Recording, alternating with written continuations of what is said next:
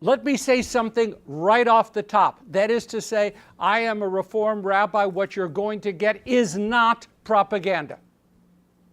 Because I've long ago outgrown the need to defend one part of the Jewish spectrum.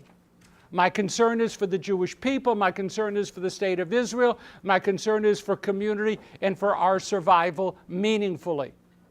And so what I am attempting to do in a very, very sensitive issue is not to present, if you will, the correct, because it's my perspective, but really trying to understand a very complicated issue. And when I get caught up and don't do that, I want you to jump on it, and I want you to raise questions and to challenge. Let me then start off by saying this is a subject which is fraught with complication. There are some words which are so freighted with political controversy that the moment you raise those words, you are in trouble. So, for example, I'll just toss out some words and you can understand what I mean. Occupation. Okay? Boom, we've got a problem. Try another one. Apartheid. Right? Another one. Separation barrier. You don't know how often in Israel itself the battle over what to call that fence which separates parts of the West Bank from main Israel, how controversial the term separation. Is it a wall? Is it a separation barrier? Is it a defensive maneuver? Is it an effort to divide populations and create a de facto boundary for the state of Israel? All of that is possible. Judea and Samaria. Using those terms puts you in a particular political camp. If you say Judea and Samaria, you are saying something politically other than when you say West Bank or when you say occupied territory. All three refer to the same area. All three are different. What is the difference, by the way, between a guerrilla and a freedom fighter? You understand? I mean, if you want to get into political controversy, those are guerrillas, those are freedom fighters. The right of return. How many think the right of return is a good thing? Right of return. Come on, the right of return, Jews to come back. Okay, how many think right of return for Palestinians is a good thing?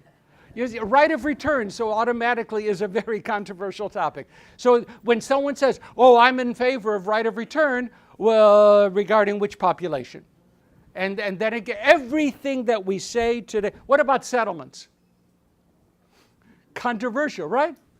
We had a small problem with the United States. What was the small problem? President Obama, a couple years ago, referred to East Jerusalem as a settlement.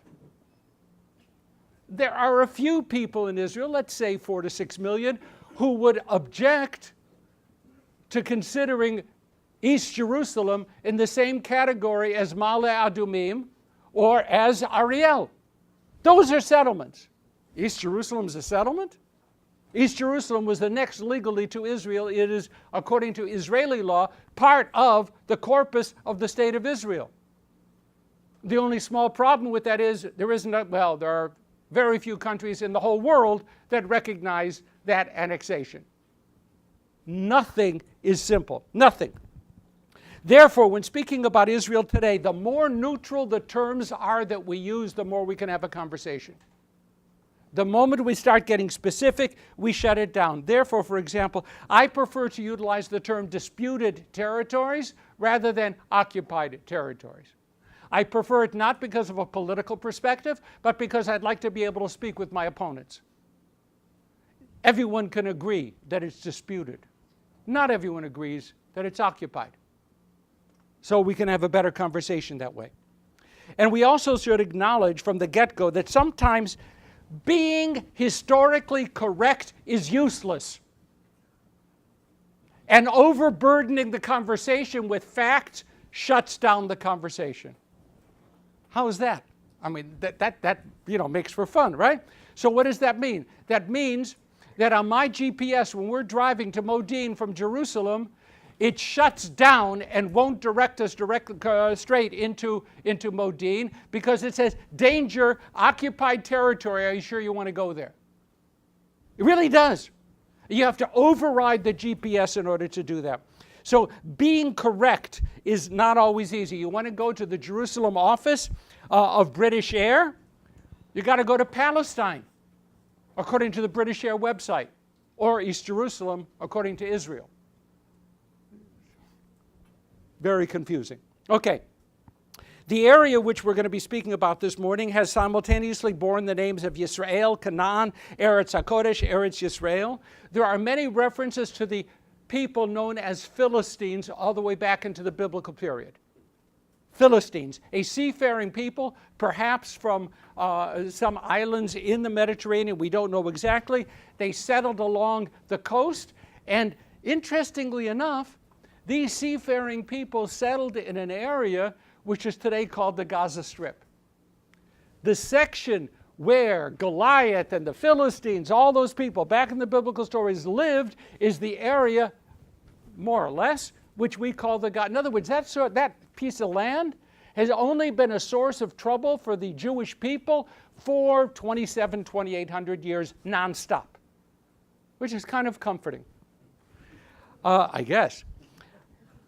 Then you're going to argue over the historic fact as to whether or not the Palestinians have ever been a distinct national or ethnic entity.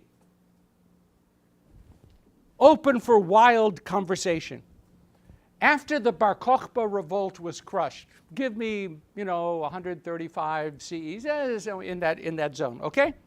Rome renamed the whole area of Eretz Israel Palestine. Why did they name Palestine? Why did they do that? Because they wanted to deny all Jewish identity to the zone because the Jewish rebellion was serious, and they wanted to wipe out our presence on the maps and in the consciousness of the people. So all of a sudden you have an area known as Palestine. In the Byzantine period, Palestine was a province of Syria. Over the centuries, I have to read this. Over the centuries, the area has been ruled by Egyptians, Assyrians, Babylonians, Greeks, Romans, Byzantines, Caliphates, Crusaders, Mamelukes, Ottomans, and the British. So the question was there ever a Palestinian entity in all of that? Doesn't look that way. Through 2,000 years, the place has never had a permanent, internationally recognized border. The first time borders really appear internationally recognized in that area of the Middle East starts with the Sykes-Picot Treaty near the end of World War I, and then in about 1922, the British and the French.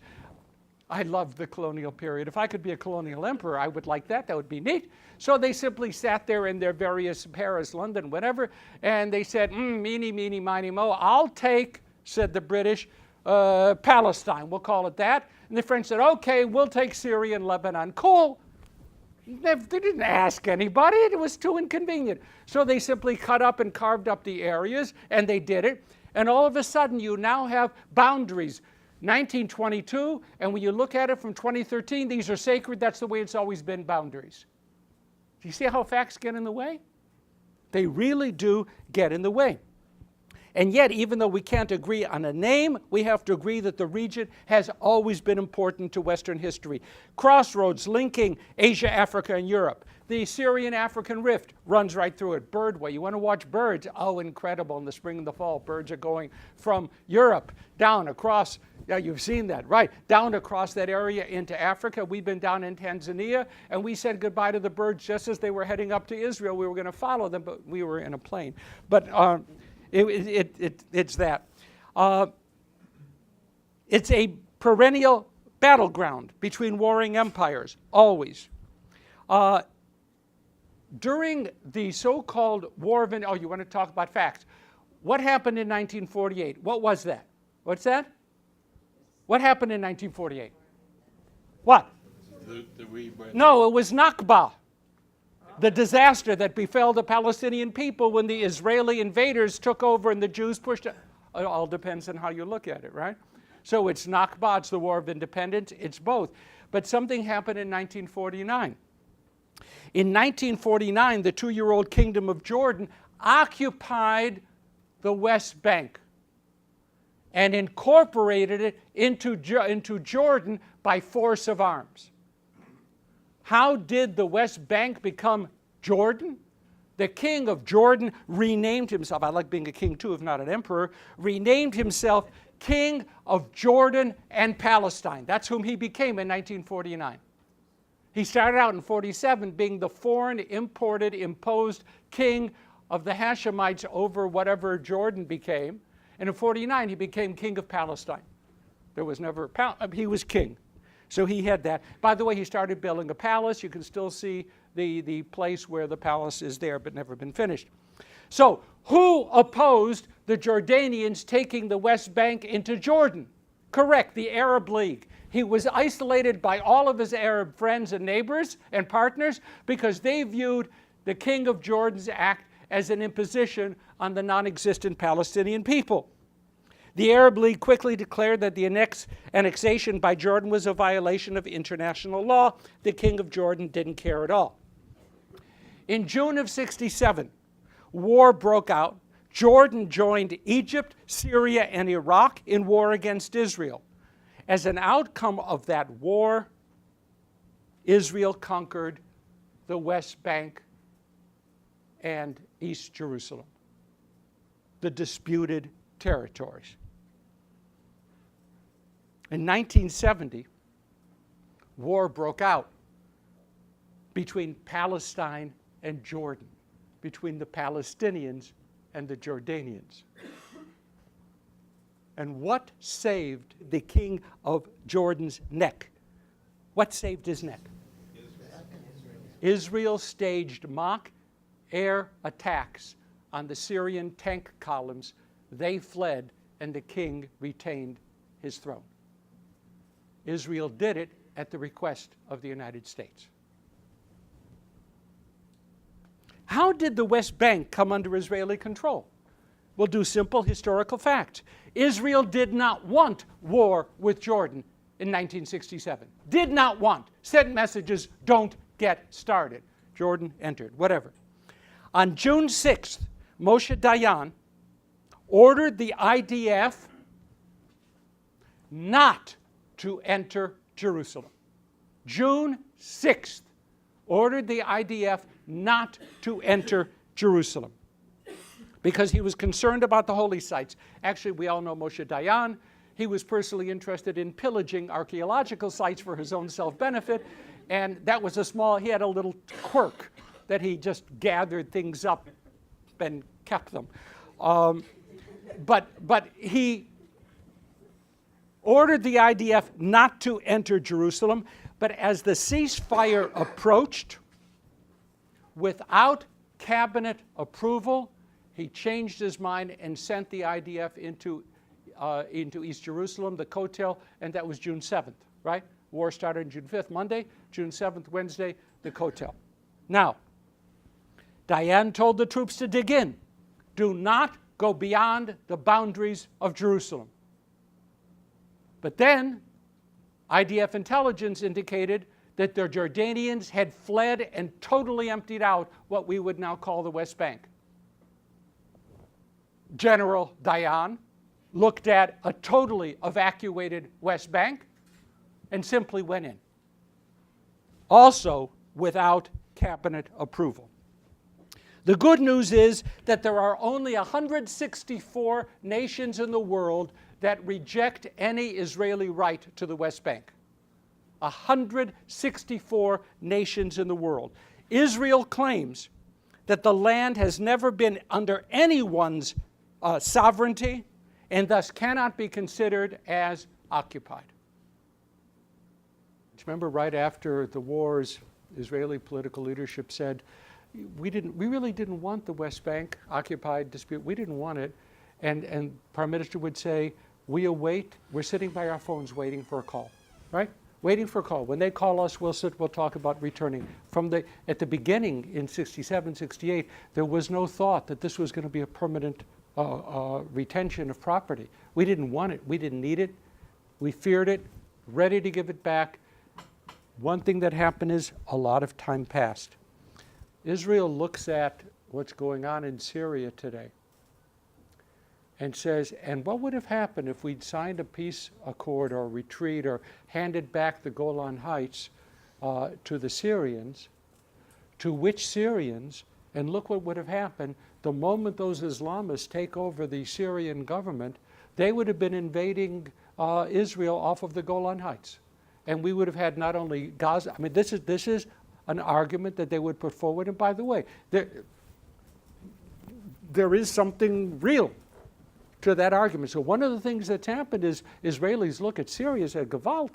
You know, we could have, part of the plans, the plans discussed during the Clinton administration involved the handover of the Golan. And then what? And this would have been, we would have had a civil war on the Golan Heights, directly overlooking all of Israel. An impossibility. Current demography. Jordan houses, think about this, Jordan houses 2 million Palestinians. Jordan.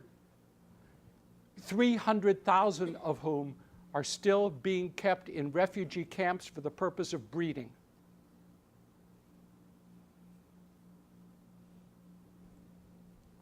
Now, Jordan today also contains thousands of Iraqi refugees, 500,000 Syrian refugees.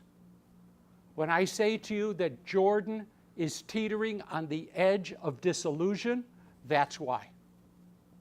With the growing power of the Palestinian presence, with the growing disruption of the Syrians, with the threat to the Syrian border once again, Jordan is in serious trouble. On the ground in the West Bank, there are 121 legal, that is to say government-authorized Israeli settlements, and there are 100 illegal outposts. When I say they are illegal, never authorized by Israel, but in fact, Israel supplies infrastructure support. What is infrastructure? Water, sewage, electricity. So they are illegal, unrecognized, and supported by the government of Israel. Does it matter who wins elections, therefore? It absolutely matters. Secretary of State Kerry protested to Ambassador Orr the legalization, again, of some of those outposts, and so it goes on. There is something which is called a green line. A green line. The green line is nothing more than the armistice line which ended the Independence War. Period. That's all the green line is. It just is an armistice line. The barrier, we live in Jerusalem. We feel the impact of that barrier in the sharply diminished number of suicide and murder assaults inside of Jerusalem. The barrier works. It also is crushingly difficult for many Palestinian families. It is both effective and a disaster. Very hard to deal with. The barrier itself does not always conform to the green line. Our apartment is about 3 blocks on the good side of the green line. Okay? So the green line is technically this, right? But the barrier runs in. So for example, right around here, there is a little community called Ariel. And Ariel is in the middle of the zone known as Samaria.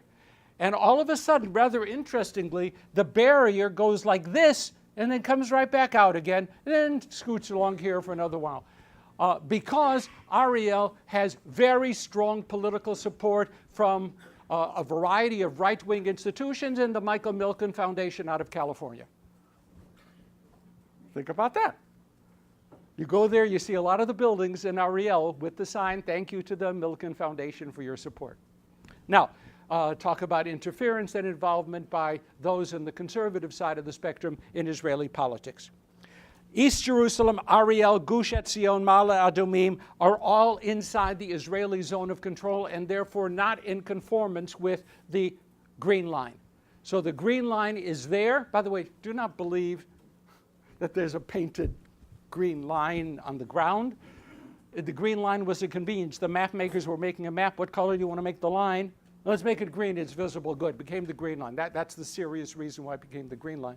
So the green line is there.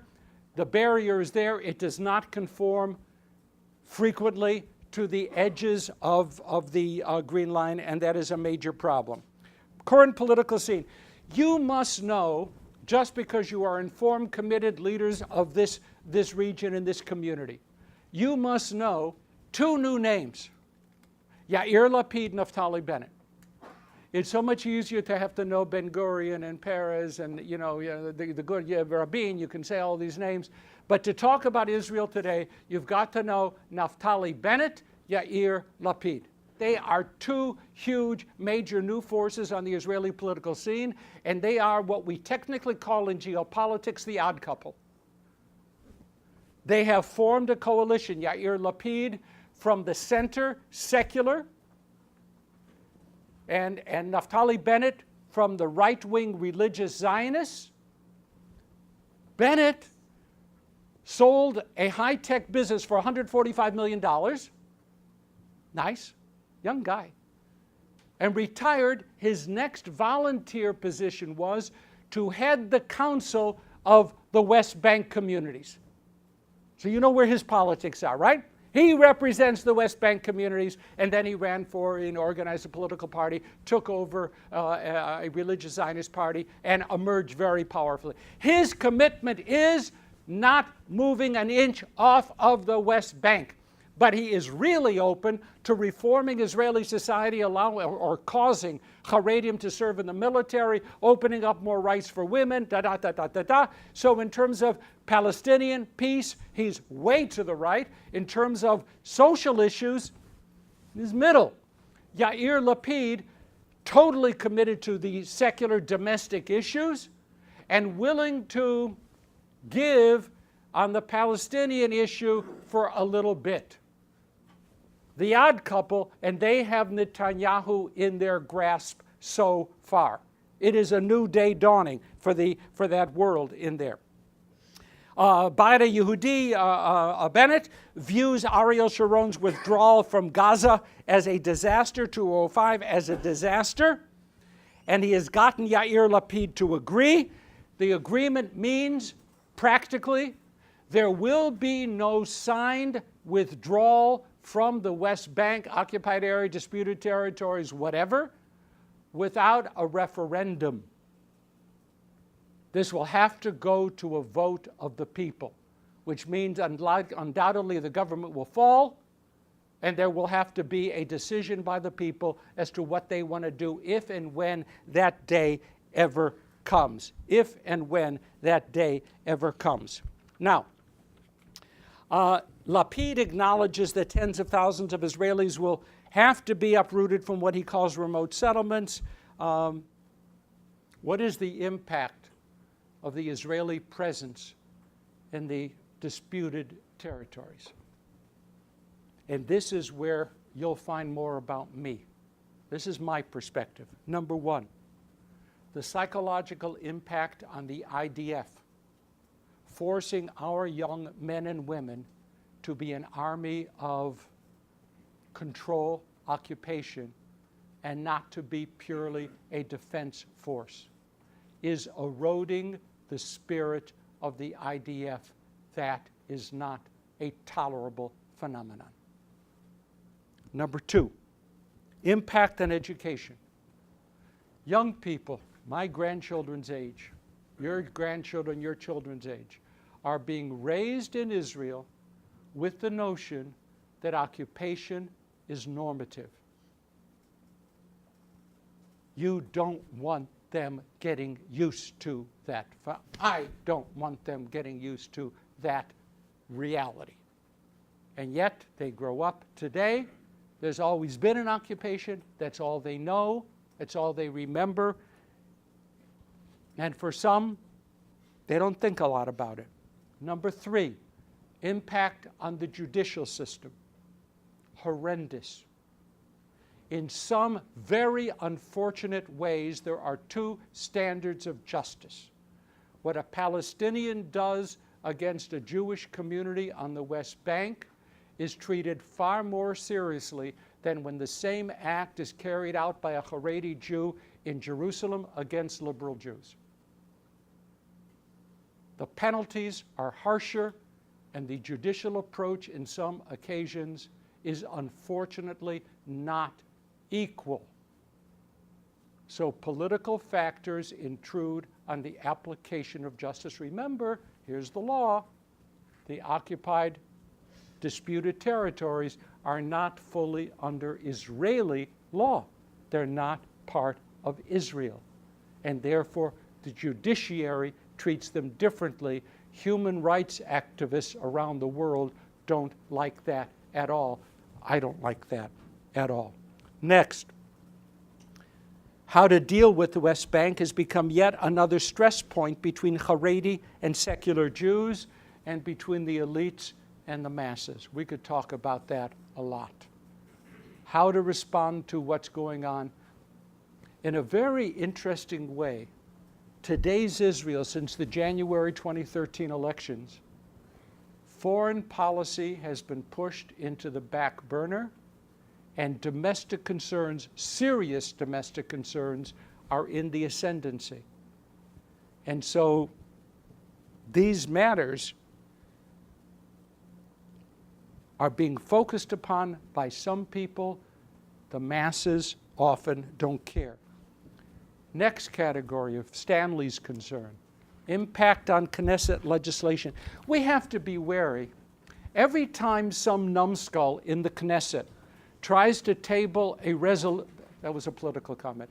Every time one Chaver Knesset tries to put, by the way, in Israel, when you table something, that means you raise it for discussion. It's the British system. So when you table it, it means you're going to talk about it, not like Robert's Rules. Every time someone wants to remove Arabic as the second language, wants to impose loyalty oaths on Palestinians, wants to do a whole variety of things to disadvantage Palestinian, Arab, Israelis. Every time something like that is tabled, don't get hysterical. Think about some of the laws that some of our members of Congress try to get passed on a regular basis too, okay? Just because someone raises a law doesn't, oh, Gewalt, they're going racist. Wait.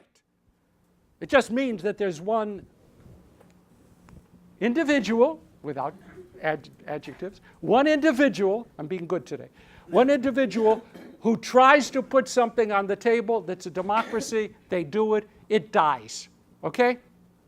But the Knesset is being bombarded by such proposals under the pressure of how do we deal with the occupation or the disputed territories. In the grandest picture, the struggle over what we call West Bank, Judea and Samaria, occupied territory, disputed territory, is a battle between hope and fear. Right now, fear trumps. Fear can legitimately list all of the problems that would exist if a two-state solution is created and the so-called West Bank area becomes part of a Palestinian state. I can list I have stood on the West Bank looking 7 miles ahead to the Ben Gurion airport on a straight line. If I had a shoulder rocket launcher, I could hit from that spot any plane taking off from Ben Gurion. I know the problems. The fear is real. Look what happened in Gaza. Can't we recite? We gave back Gaza, right? Unilaterally, without any promises on the other side. We gave back Gaza, and they've turned it into a launching site for war after war after war, terror, bombs, rockets, missiles. Yes, I know all of that. Fear trumps. Look at what Hezbollah has. Okay? Hezbollah has what? 60,000 missiles and rockets at this moment focused, directed toward Israel. Right now. Right now. Ready to go. I know what the problem is. Fear trumps. In so many ways, fear occupies the emotion. Hope must reside in rationality. If Israel wants a secure, prosperous future, then there has to be a way to permit visionary leaders to arise who are willing to say, the fear is the product of human choice, hope can be a human choice, and this is the way forward. Yes, it has to be on both sides. Yes, we have to have a partner. Yes, there has to be someone who will negotiate with us. Yes, we have to have security. Yes, yes, yes, yes. But we need visionary leaders. This is where you come in. We need continuing pressure, involvement, and concern from a broad spectrum of the American Jewish community on what is going on in our Jewish state. May I assure you that from the center right, there is incredible involvement of North American Jewry in the Israeli political scene. And from center left, a far diminished level of involvement. Those of us who abide in the center left have a reluctance to involve ourselves in their politics. It's internal. Those on the center right have far less reluctance.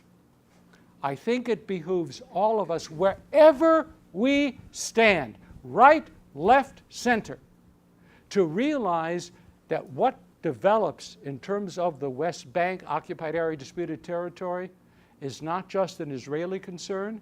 It touches upon the future health of the Israeli state, and therefore it touches upon the American Jewish community and the diaspora, which must exist in a healthy symbiotic relationship with Israel.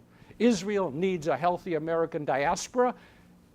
The American diaspora needs a healthy state of Israel. The Jewish people needs both. And therefore it is our shared concern. It's a shared concern of this federation. It's a shared concern of the Jewish community across the board. As many of you recall, President Clinton gathered the Israelis and the Palestinians at Camp David in the summer of 2000, and that was, in my opinion, the closest we came to what could have been a lasting peace in the region. Ultimately, and there are various accounts that have been written after the fact, that did not happen because, in my view, the Palestinian side did not have the vision and the leadership to take a chance and do something definitive in the interest of peace. The reason I mention this is because at the time, in 2000, under the leadership of Prime Minister Barak, had that happened, we wouldn't be having this conversation. There wouldn't be any more settlements in the West Bank. There wouldn't have been the building since then. And under the terms of Camp David II, had they gone forward, eventually 92% of the West Bank would have been part of a Palestinian state, making this whole morning's exercise moot. If you look at the reflections of the folks who were involved at Camp David II, the issue of settlements was not the biggest stumbling block at Camp David II. It was the right of return, maybe the final status of Jerusalem. But there was a sense amongst the parties at that time, 13 years ago, that settlements was an issue that could be resolved. And Israeli and Jewish presence in what we call the West Bank is an issue that could be negotiated. The question that I want to raise as part of the frame of our conversation is why Israeli and Jewish opinion in North America has shifted from where that could have been possible to the state of affairs today, which makes peace, in my opinion, more unlikely because the issue of the settlements has become a greater problem. Why has there been a solidification of the Israeli position? There are a lot of answers, and I certainly don't have all truth here at all. I think the struggle over what happened from Gaza time after time after time has caused a solidification. How many times do you get massive assaults from missiles from land that we turned over to the Palestinians before it becomes an impossibility to consider turning over more? I think that's a big piece. Do you know the concept of Migdal v'Choma? In the time of the British occupation, where building settlements by Jews in whatever Palestine at that time was forbidden, there was also Turkish law which said that if at dawn a settlement, a building, an area existed with a wall and with a tower, and that this was like a settlement, you can't tear it down. So many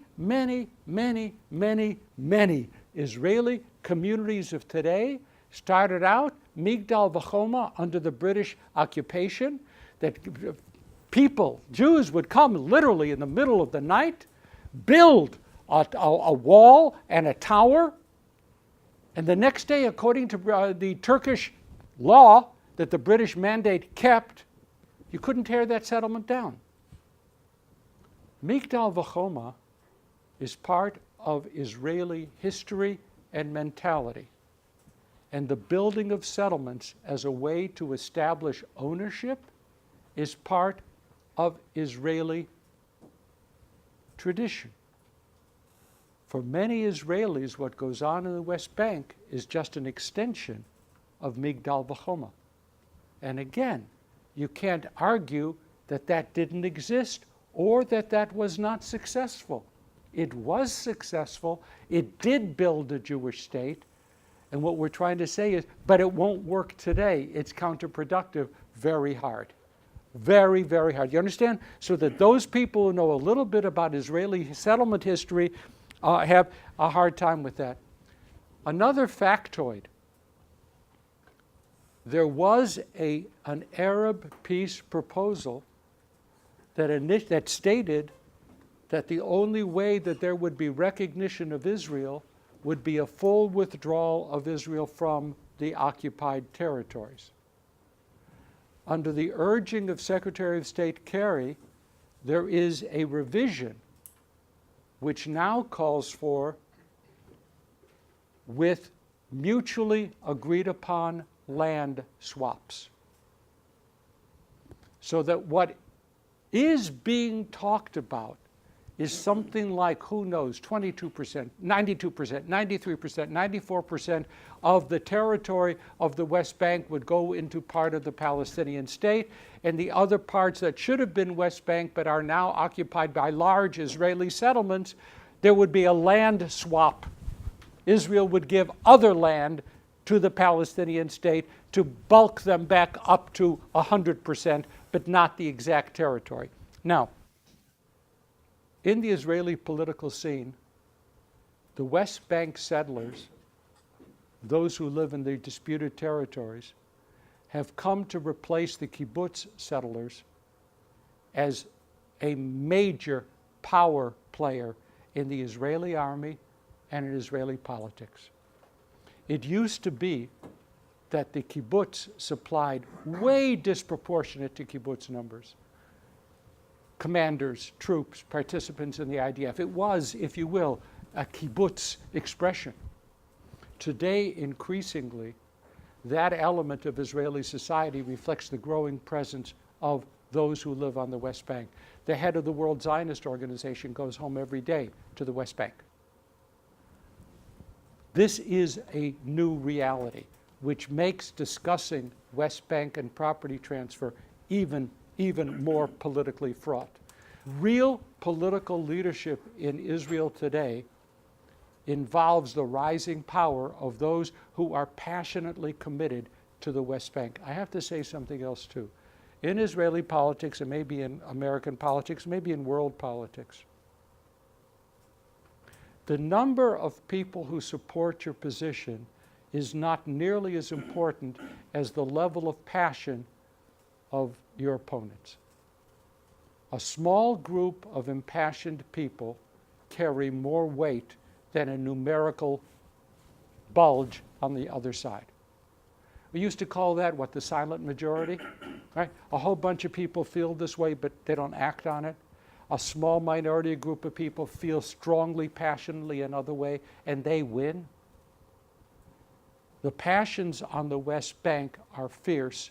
The fears in those who live in main Israel are real, and they kind of coalesce to putting a hold on the peace process. Israel could confront, if it doesn't deal with its domestic concerns, something close to real civil war. I use my words just the way I said them. If Israel doesn't deal with the place of the Haredim and the role and the rights of women and the role of democracy in a Jewish state, there could be major schism inside of Israel. I have to be very clear as to where I sit. I don't think that a domestic democracy can take root when we are not able to engage in meaningful peace negotiations and relieve the burden of being an occupying power on the West Bank.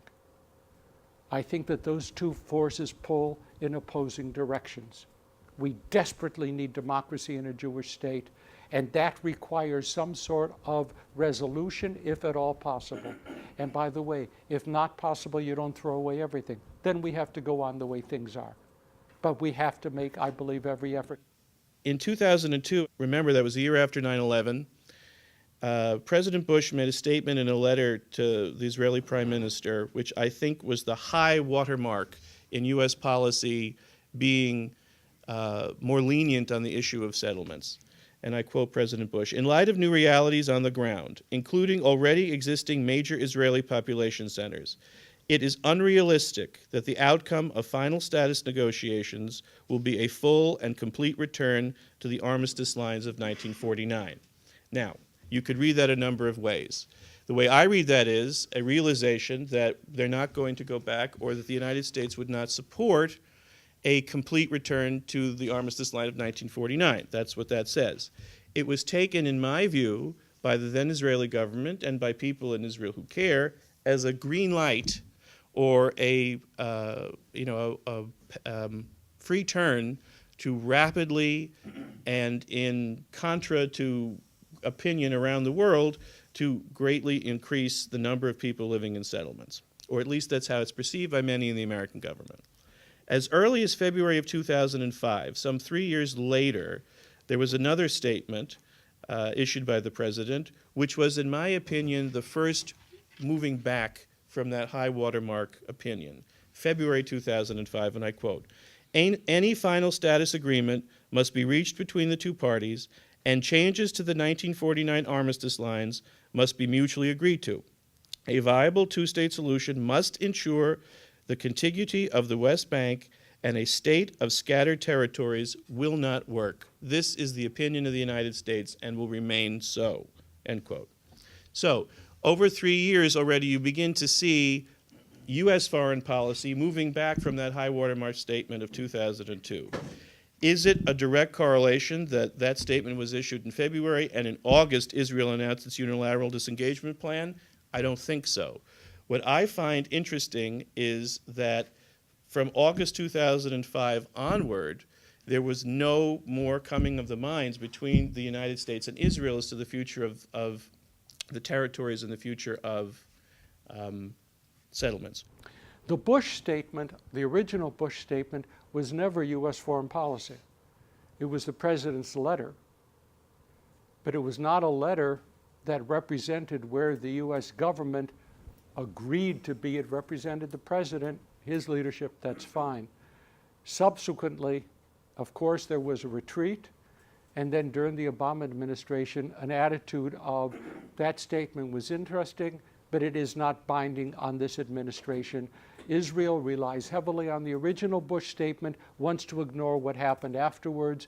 The current administration views basically the Bush statement as a dead letter and not binding at all. I'd like to go back, just quick little pieces here. The Islamist forces are strong and growing increasingly strong throughout the Middle East. And that is absolutely a concern. It's a concern when Hezbollah throws in its lot with Syria and with Bashar, and wants to support the current murderous regime in Syria, wants to have close relationships with Iran. Assad is a horrible person, and yet the Islamist world seems to feel good about it. It is not clear to me who the leadership could be that would arise within the Palestinian community. The current leadership, I don't think, is fearful. I think it's reluctant and lacking in vision. I don't think that Hamas represents a daily fear to the people sitting in Ramallah. It's a terrible concern. I don't think they feel fear for their own survival. They feel fear for their political survival. Elections will come up and every politician wants to be reelected. And if Hamas joins the next round of Palestinian elections, it could mean the end of any possibility of peace negotiation. There's no question.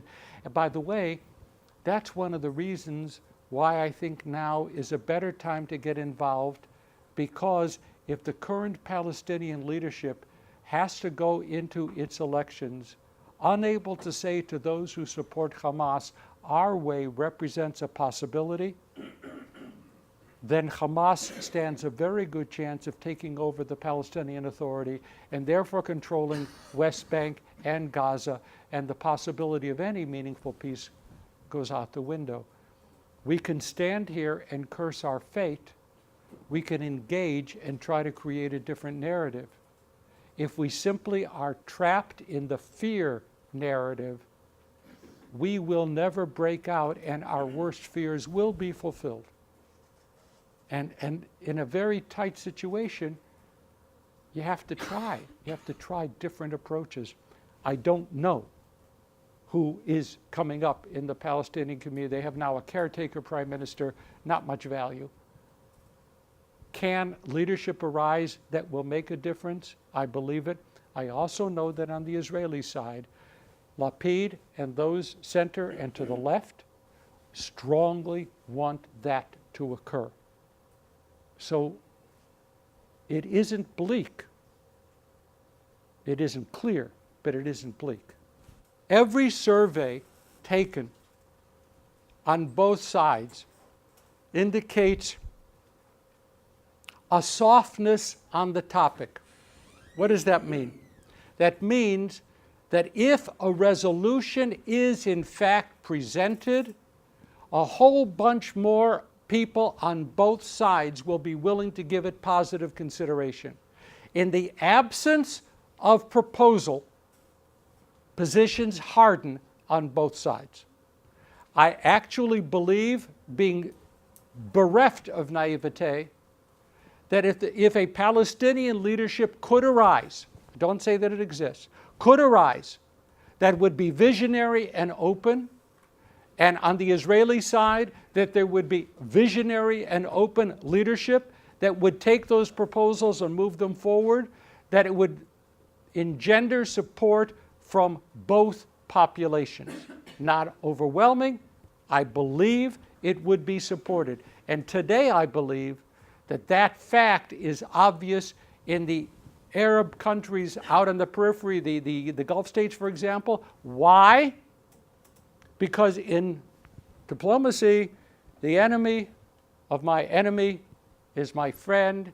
Iran threatens everybody, and there are a whole bunch of people who want to lower tensions over here so they can focus attention over there. I think that the time might in fact be propitious for a little bit more effort in that direction. The other point that I just want to make in framing the conversation, again, demonstrates the fact that the final status or permanent resolution or what the West Bank looks like, again, has hardened over time. Successive Israeli governments, successive people representing the Jewish people, even before the creation of the State of Israel, recognized that there needed to be some sort of solution in the area which we call the West Bank.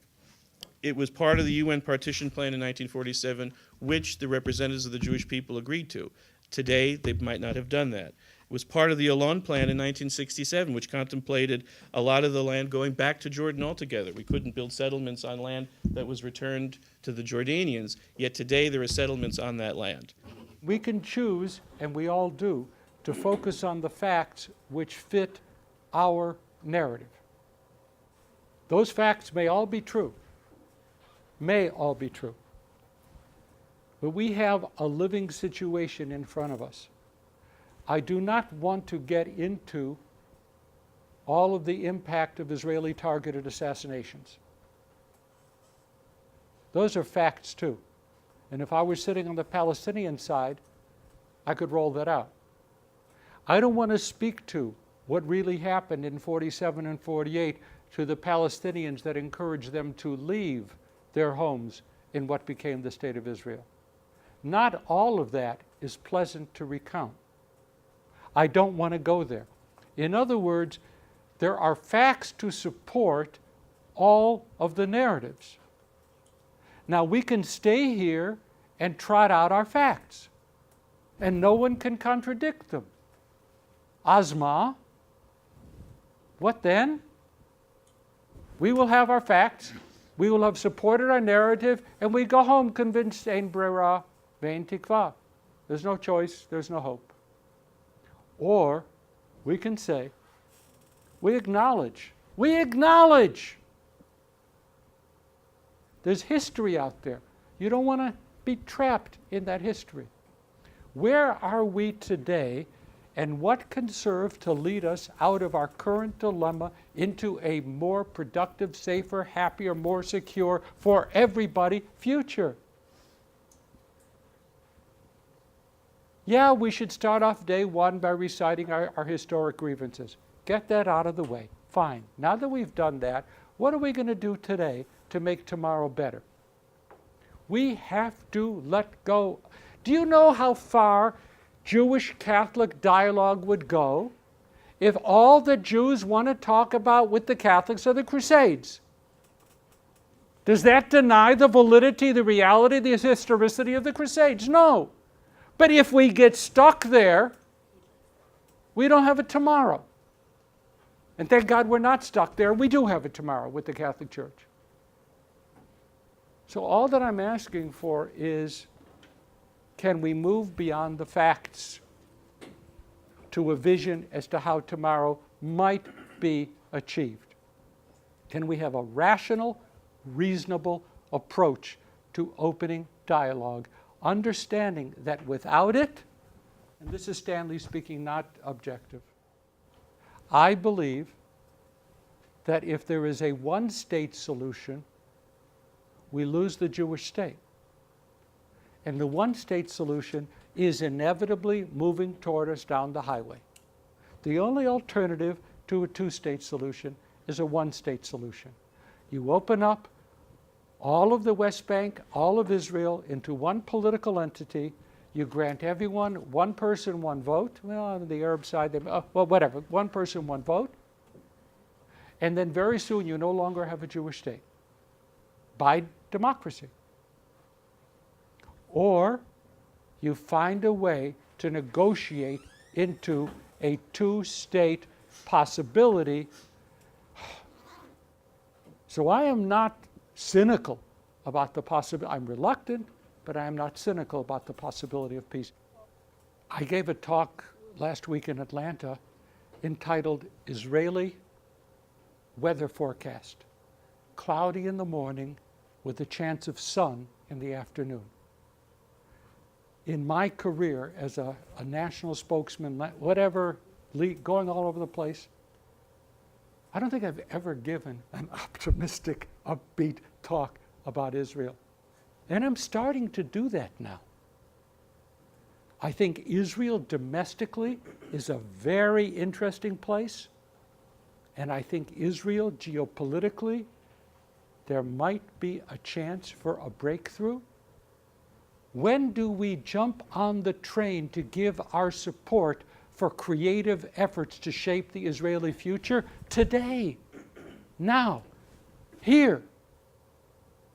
Study, talk, visit, send your kids, be involved, because that which emerges in the future of Israel has a tremendous impact on what's going to happen for the powerful American Jewish community.